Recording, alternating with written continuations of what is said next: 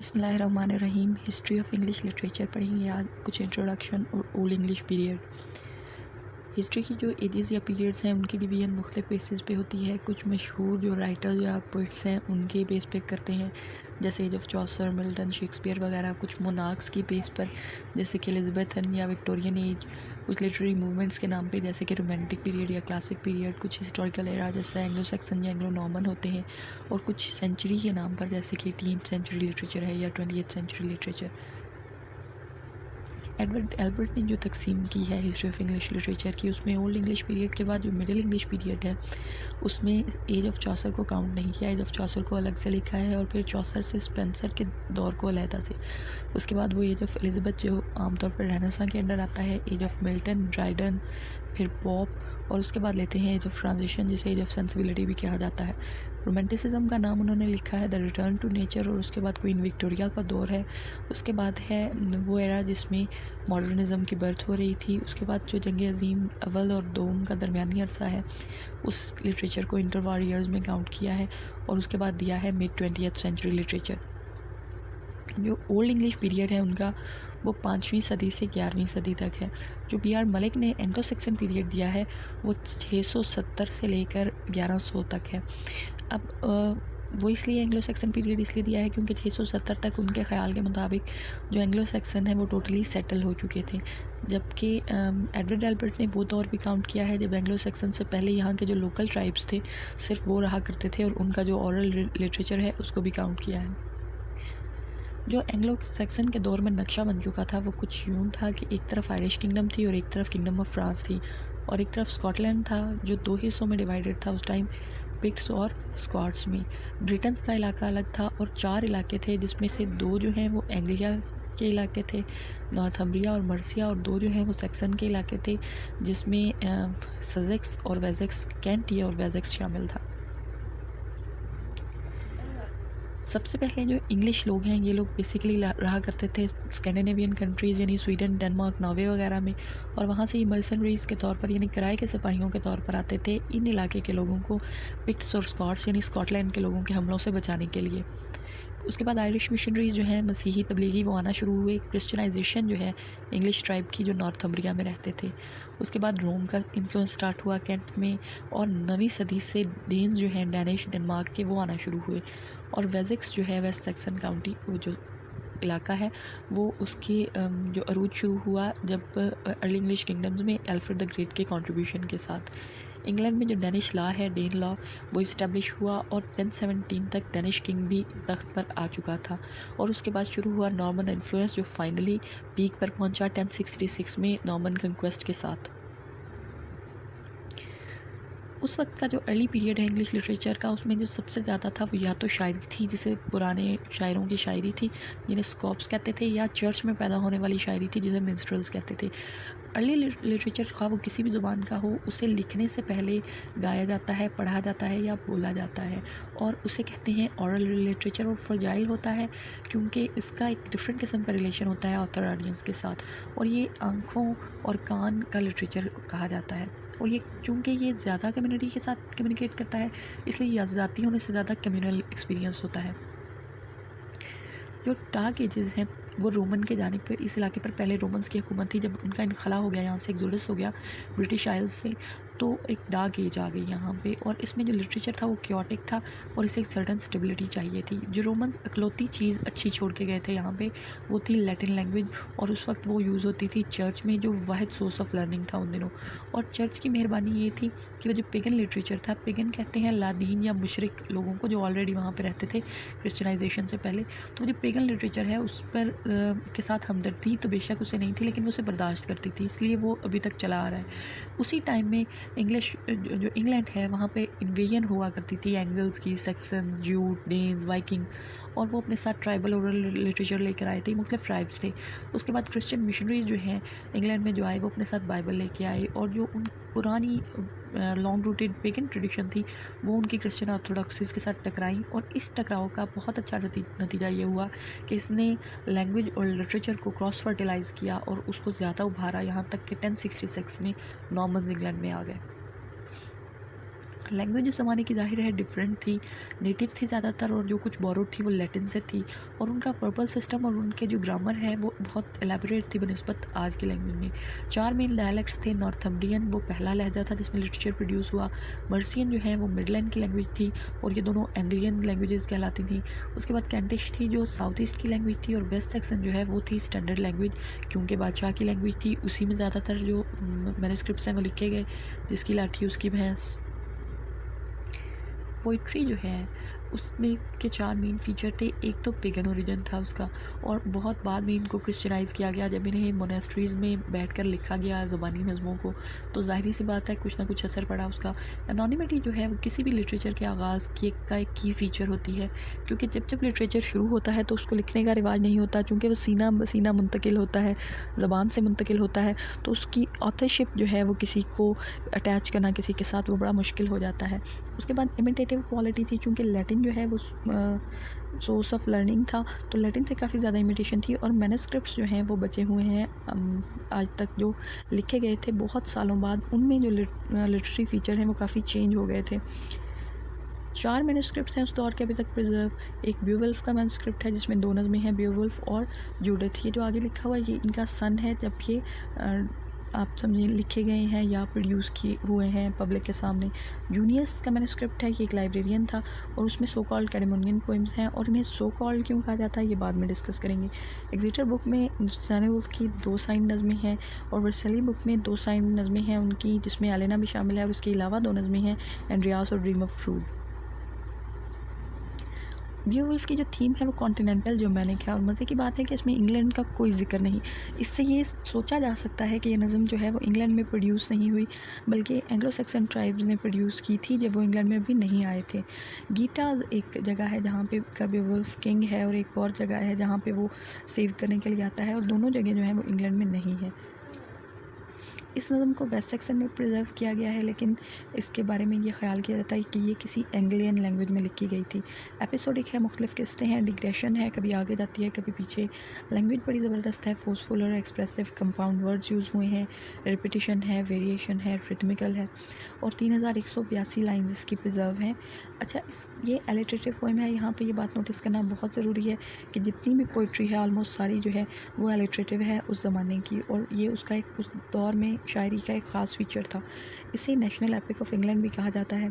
और यहाँ एक बहुत इंपॉर्टेंट जनरल नॉलेज का क्वेश्चन है कि पाकिस्तान की नेशनल एपिक क्या है। पाकिस्तान की नेशनल एपिक है दास्तान अमीर हमज़ा। स्टोरी क्या है ब्यूवुल्फ की? ब्यूवुल्फ हैं किसी एक्थियोटाइप शख्स के बेटे हैं। डेनमार्क अपने फ़ौजी दस्ते के साथ आते हैं, क्योंकि डैनिश किंग जो है उस टाइम का रॉथगर गाल्बन, उसके जो बिग हॉल है उससे बहुत बड़ी पानी वाली में मॉन्स्टर जो पानी में रहती है बला का सामना है, जिसका नाम है ग्रेंडल। बहुत उसने खून खराबा मचाया हुआ है, उसको कत्ल करते हैं। उसके बाद जो उस बला की माँ है ग्रेंडल की, वो इंतकाम लेना चाहती है ब्यूवुल्फ से, उसको भी कत्ल किया जाता है। उसके बाद ब्यूवुल्फ की दावत की जाती है, इनाम से नवाजा जाता है, वापस गीटास में जाते हैं। उसके बाद उसका दूसरा पोर्शन है जो कि पिछले पोर्शन से थोड़ा छोटा है, जहाँ पता चलता है कि ब्यूवुल्फ को अपने जो इलाका है उसकी बादशाहत मिल चुकी है, और बादशाहत के 40 साल हो चुके हैं, और अब एक और ड्रैगन है जिसने हमला किया हुआ है उनके इलाके पर, और उनके जो ये ज़मीन है उसको तबाह कर रहा है। उसके साथ उसका मुकाबला करते हुए उसे कत्ल करते हैं, और वहीं पे उन्हें वो मोहलिक ज़ख्म लगता है जिससे उनकी डेथ हो जाती है। जो पोएम है उसका कंक्लूजन हो रहा है जहाँ पे उनके जो आखिरी रसूमात चल रही हैं डेड हीरो की, और उनके तराने गाए जा रहे हैं। दूसरी जो पोइट्री है जो ब्यूवुल्फ सबसे इम्पोर्टेंट पोएम है उसके अलावा, उसमें पहले नंबर पे हैं पेगन पोइम्स, जो गालिबन उस दौर में लिखी गई थी जब इस इलाके में की क्रिश्चियनाइजेशन नहीं हुई थी। इन्हें हम सेकुलर के बजाय अगर नेशनल कहें तो ज़्यादा मुनासिब होगा। विरसित है उसमें, जिसका मतलब है फार ट्रैवलर, और एक ट्रैवलर है जिसने असल से ज़्यादा इमेजिनरी जो है वो सफ़र किए हैं, वो उन प्लेसेस और अहम लोगों के बारे में बताता है जहाँ वो गया, जिनसे मिला है, और इसकी पोइटिकल से कहीं ज़्यादा हिस्टोरिकल इंपॉर्टेंस है, और 150 लाइन्स हैं इसकी जो प्रिजर्व है। वेल्डियर जो है वो वॉल्टर ऑफ एक्यूटाइन के एक्सप्लॉइट्स हैं, और ये नैरेटिव पोइम में शायद सबसे बेहतर है। और इसके 2 फ्रेगमेंट्स हैं जो 63 लाइन्स पे हैं, और इस पे बहुत अफसोस किया जाता है कि इतनी अच्छी नज़म का इतना कम हिस्सा बचा है। द फाइट एट फिनब्रो ज़ाहिर लड़ाई के बारे में है, 48 लाइन्स प्रिजर्व हैं। बैटल एट फिनब्रो 937 में लड़ी गई स्पिरिटेड पीस है। उसके बाद बैटल ऑफ मॉल्डन जो 993 में लड़ी गई, उसमें वॉरियर्स की फीलिंग और बहादुरी की बात है। फिर है दूसरे नंबर पे आती एलिजीज जो 4 प्रिजर्व हैं एक्सेटर बुक में, the wanderer, the seafarer, wife's lament और हस्बैंड मैसेज। इनका आपस में तो कोई कनेक्शन नहीं है, लेकिन इनकी काफ़ी क्वालिटीज़ जो हैं वो सिमिलर हैं। मेडिटेटिव अप्रोच है, शायद मोनोलॉग्स हैं ये। इनमें से पहली 2 जो हैं वॉन्डरर और सी फॉरर वो बेहतर हैं, वो पर्सनल फीलिंग की हाइट तक पहुँचती हैं, यहाँ तक कि आप उन्हें तकरीबन लिरिक कह सकते हैं। सो कॉल्ड कैरेमोनियन पोइम्स हैं 4, जिनमें पहली 3 हैं जेनेसिस, एक्सोडस और डैनियल, और चौथे नंबर पे 3 शॉर्ट पोइम्स हैं जिनको एक ही टाइटल में गिना जाता है, क्राइस्ट एंड सैटन। इनका मेरिट इतना अच्छा नहीं है, वो बहुत अच्छी नहीं है। जब बहुत अच्छी होती हैं तो ये डिस्क्रिप्टिव राइटिंग का उम्दगी की मिसाल है, और जब बहुत बुरी होती हैं तो आप यूँ समझें कि एक पैराफ्रेजिंग है बिब्लिकल स्टोरी की। और ऐसा महसूस होता है कि ये एक हाथ से नहीं लिखी गई, और बहुत हद तक इन्हें सो कॉल्ड इसलिए कहा जाता है क्योंकि अब ये क्लेम जो है वो उसको रिफ्यूट किया जा चुका है कि ये जो कैडमन पोइट हैं उनकी नज़म नहीं है, क्योंकि जो उनकी इकलौती नज़म जिसके बारे में ये इस्टेब्लिश है कि उनकी है, जो हाइम है, उसका मेरिट और इसका मेरिट में ज़मीन आसमान का फ़र्क है। बीट के बारे में भी थोड़ी इन्फॉर्मेशन है। द वेनरेबल बीट जो है ये मॉन्क थे नॉर्थम्बरियन मोनेस्ट्री में, और ये हमें कैरेमोन के बारे में बताते हैं। इनकी एक बुक थी एक्लेसियास्टिकल हिस्ट्री, जिसे बाद में अल्फ्रेड द ग्रेट ने ट्रांसलेट किया था। उसमें बताते हैं कि ये एक चरवाहे थे, सारा दिन फील्ड्स में काम करते थे, इलिटरेट थे, गाना नहीं आता था, तो जब शाम को सब लोग इकट्ठे होते थे और इनके तक गाने की बारी आती थी तो ये खिसक जाते थे वहाँ से। और इन्हें ये जो आर्ट ऑफ सॉन्ग है कि एक ख्वाब में मिला था, और उसके बाद एक बहुत जीलस, बहुत पुरजोश मॉन्क बन गए थे और रिलीजियस पोइट बन गए थे अपनी एंग्लो सैक्सन टंग में। और जो हाइम है ये इनका अकलौता सर्वाइविंग वर्क है। ये जो हाइम है इसकी टोटल 9 लेंथ्स हैं, और उसमें ज़बरदस्त बहुत अच्छी शायरी है, और उसमें रेपिटेशन और पैरेलल फ्रेजिंग है। उसके बाद आता है सेनवुल्फ ग्रुप, जिसमें 4 नज़में हैं, जूलियाना, एलेना, क्राइस्ट और द फेट्स ऑफ अपोस्टल। जो सेनवुल्फ हैं ये अपने इनकी नज़मों का पता इससे चलता है कि अपने जितनी भी नज़में उनके आखिर में साइन करते थे। जो क्राइस्ट और द फेट्स ऑफ अपोस्टल्स हैं उसमें उन्होंने जो स्पेलिंग है उसमें ई नहीं है, सेनवुल्फ के नाम पर साइन की है। ये साइन वो पोइम्स जो हैं ये बहुत ज़्यादा स्कॉलरली कंपोजिशन है बनिस्बत वो सो कॉल्ड कैरेमोनियन पोइम्स हैं उनसे। पावर ऑफ एक्सप्रेशन अच्छा है, टेक्निक बेहतर है, डिस्क्रिप्टिव पावर अच्छी है, आइडियाज़ ब्रॉडर और डीपर हैं, और लिरिकल क्वालिटीज़ है, और शायद 9th सेंचुरी में लिखी गई। The Dream of the Rood एक ऐसी नज़म है जिसके बारे में ये ख्याल किया जाता है कि ये सेनवुल्फ की है, वो कि इस्टेब्लिश नहीं हो सका, और ये शायद ओल्ड इंग्लिश रिलीजियस पोइम में सबसे बेहतर है। इंटेंसिटी ऑफ फीलिंग है, ब्रिलियंस ऑफ कॉन्सेप्शंस है, और सर्टेनिटी है एग्जीक्यूशन में। प्रोज तक की बात करें तो उसमें सबसे पहले आता है अल्फ्रेड द ग्रेट का नाम। उनसे पहले भी लॉ लिखे जाते थे जो ऑफिशियल नेचर के होते थे, लेकिन अगर हम कहें कि कुछ लोग क्लेम करते हैं कि वो फादर ऑफ इंग्लिश प्रोज हैं, तो ऐसा कुछ गलत नहीं है, क्योंकि जब उन्होंने लिखना शुरू किया तो ख़ुद वो पेस्टोरल गेयर के जो प्रीफेस है उसमें लिखते हैं कि बहुत ही ख़राब हालत थी तालीम की, क्लर्जी जो थे, पादरी जो थे, उनको भी कुछ नहीं आता था। तो चूँकि उन्होंने पहला प्रोज लिखा था तो उसमें जो इब्तदाई गलतियाँ होती हैं वो हैं सादा सा था, सिंपल, स्ट्रेट फॉरवर्ड, डेवलपमेंट के स्टेज पे था, इतना पॉलिश नहीं था। उन्होंने ये ट्रांसलेशंस की हैं, जिनमें जो पहली ट्रांसलेशन है वो पेस्टोरल केयर है पॉप ग्रेगरी की, उसके बाद हिस्ट्री ऑफ वर्ल्ड है जो रॉयस की बुक थी, उसके बाद बीड्स की है एक्लेसियास्टिकल हिस्ट्री, और इस ट्रांसलेशन पर जो है वो बहस जारी है कि बाकायदा उनकी है या नहीं, लेकिन बादशाह थे कोई भी बुक लिख देते अपने कि मैंने लिखी है तो किसने एतराज़ करना था। बोएथियस की है कॉन्सोलेशन ऑफ फिलॉसफी और सोलिलोक्वीज ऑफ सेंट ऑगस्टाइन, ये आखिरी बुक है उनकी। एक हैंड बुक उनके बायोग्राफर्स का पता चलता है कि उन्होंने लिखी थी, लेकिन वो अभी मौजूद नहीं है, उसका कोई निशान मिला नहीं। उसके बाद है अल्फेरिक जो अपनी ग्रामर के लिए मशहूर हैं। ये एक चर्चमैन थे और उनकी बहुत सी बुक्स जो हैं वो अभी तक पाई जाती हैं। कैथोलिक होमलीज जो छोटे छोटे खुतबे थे उनके सीरीज़ ऑफ सर्मन जो प्रीस्ट ने डिलीवर किए थे। एक तीसरी सीरीज़ है लाइव्स ऑफ द सेंट्स, और उन्होंने ट्रांसलेशन की हुई है स्क्रिप्चर की। स्टाइल उनका जो है वो फ्लोइंग और विगरस है। Art of putting complicated thought को वो आराम से नैरेटिव फॉर्म में लिख लेते हैं। नेचुरल इजी है, और एलिट्रेटिव आपको पता है उस ज़माने का ट्रेंड था। कोलॉकी जो उनकी है एक डायलॉग है उस्ताद और शागिर्द में, और लिटरेरी और हिस्टोरिकल दोनों पॉइंट से बहुत अहम है। वुलस्टॉन बिशप थे, आर्च बिशप भी रहे। उनकी काफ़ी साइंड होमिलीज़ जो हैं वो अभी तक हैं, उनके जो खुतबे थे, और बहुत अच्छे एविडेंस मौजूद हैं कि उन्होंने लिखे थे। उनका जो मोस्ट फेमस पीस है वो सर्मन ओलुपी एट एंग्लोज, जो कि उनके के लिए टिपिकल है। शेयर फोर्स और विगर, रिपीटेशन ऑफ आइडियाज़, एलिटरेटिव, वही बात, फ्लुएंट है, पावरफुल है, और शायद वो सबसे ब्रिलियंट प्रीचर थे।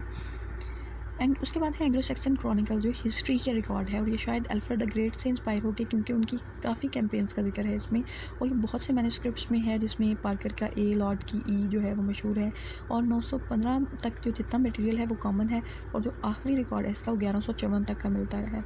और ज़ाहिर है चूँकि मुख्तलिफ लोगों ने लिखा है तो स्टाइल बहुत वेरी करता है, सिंपल नोटिस से लेकर लंबे लंबे पैसेजेस हैं।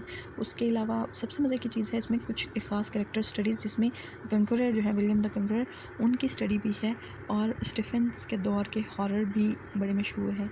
अब डेवलपमेंट क्या हुई थी कि पोइट्री जो है वो पहले अपेयर हुई प्रॉज से, एपिक जो है वो डेवलप हुई, उसमें जो बेवुल्फ बड़ी मशहूर एपिक है।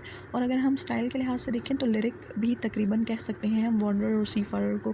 प्रॉज जो है ज़्यादातर ट्रांसलेशन था, पर्सनल क्वालिटीज़ उसमें इनकलकेट होना शुरू हुई, ओरिजिनलिटी हुई, ट्रांसलेशन के बजाय खुद से लिखना शुरू हो गया, और क्रॉनिकल की शक्ल में हिस्टोरिकल राइटिंग भी शुरू हो चुकी थी उस दौर में। लिटरेरी स्टाइल का देखें तो पोइट्री की जो ये था, लेटर पोइट्री में ईजियर फ्लो है, श्योरनेस है, मटेरियल हैंडलिंग में इंडिविजुअलिटी आ रही है, लेस रिलायंस हो रही है, सेट एलिट्रेशन का यूज़ बेहतर हो रहा है, और एक स्टाइलिस्टिक इफेक्ट की डिज़ायर बढ़ रही है, और नेचुरल डेवलपमेंट होती है। जैसे जैसे ज़ाहिर है कोई चीज़ उसको प्रैक्टिस करते जाएँ उसको ज़्यादा बेहतर होती जाती है। जैसे जैसे कोई ज़ुबान जो है उसकी उम्र लंबी होती है, ज़्यादा होती है, तो उसमें बेहतरी आती है। इसी तरह प्रॉज जो है वो शुरू में सिंपल, स्ट्रेट फॉरवर्ड और ईजी था, और बाद में उसमें फ्लुएंसी है, एनिमेशन और कॉन्फिडेंस है, और ऑथर की पर्सनालिटी बहुत ज़्यादा अपेयर होती है प्रॉज में बनिस्बत पोइम्स के। कंक्वेस्ट के जो असरात हैं जो 1066 में विलियम द कंक्वर ने फ़तह किया था इंग्लैंड को, उनको ज़्यादा एग्जेजरेट किया जाता है। यानी अगर आप नॉर्मल हिस्ट्री की बुक्स में देखें तो ये उन्हें यूँ लगता है कि जैसे कंक्वेस्ट ने एकदम से ही जो इंग्लिश है उसको ख़त्म कर दिया था, और फ्रेंच का इन्फ्लुएंस हर जगह हो गया था। ऐसा नहीं हुआ था। हाँ, एलिटरेटिव स्टाइल जो है वो एकदम से ख़त्म हुआ था, लेकिन 14th सेंचुरी में जब इसकी रीबर्थ हुई तो उससे अंदाज़ा होता है कि ये बिल्कुल ख़त्म नहीं हुआ था, बल्कि काफ़ी चीज़ें जो हैं इसकी कुछ बाकियात थी जिनसे ये रिवाइव हुआ था। होमिलेटिक स्टाइल जो है, जो खुतबों वाला स्टाइल था प्रॉज में, उसका वो डेवलप हुआ था उल्टा, बजाय इसके प्रॉज काफ़ी आगे तक गया था, और कॉन्टीन्यूटी जो है वो साफ ज़ाहिर होती है, बिल्कुल ही जैसे कि अक्सर औकात ये मेंशन किया जाता है हिस्ट्रीज़ में कि जी ख़त्म हो गया था, और विलियम द कंकरर की कॉन्क्वेस्ट के बाद 1066 से ही डेथ हो गई थी ओल्ड इंग्लिश की। ऐसा नहीं है।